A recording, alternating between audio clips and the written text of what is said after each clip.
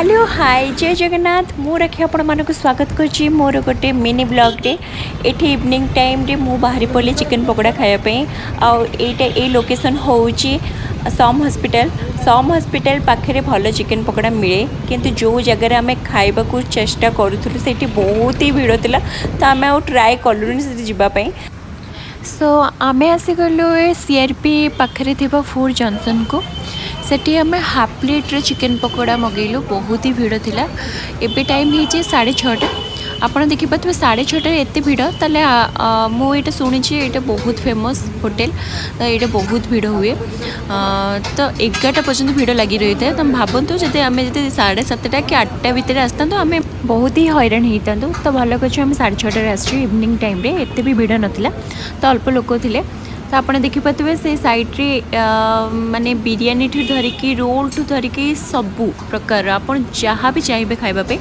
सब प्रकार आपन को मिल जाव किंतु टाइम टेकिंग टे लगे ये ऑर्डर कले आम ऑर्डर करार अध घंटा पर आम पाखक आसिक चिकन पकोड़ा आसाला हाफ प्लेट रो तो मत लगे चिकन पकोड़ाटा जो आसला मत लगल मत से सांगे सांगे छाणिकी देले बेली से लेट है तो एनीवेज किसी कथा नहीं तो मुझे चिकन पकोड़ा मोर फाइनाली आसीगला तो ये 5 पीस चिकन देते तो सहित चटनी भी अच्छी मत ये चिकन पकोड़ा ठू चटनी बहुत भल लगा मत चिकन पकोड़ा एवरेज लगला एत भी खास लगलानी तापर मन भल लगे मुझे चिकन तंदूरी आनी तंदूरी मगैली जार प्लेट थी 130 समथिंग हाँ 130 थी तो सही same chutney but tandoori taste बहुत ही भल था। तंदूरी खाई सारापर आम बाहर मार्केट किसी जिनस किणवार माने ठाकुर तो ये मार्केट दशहरा जो बहुत ही भिड़ था।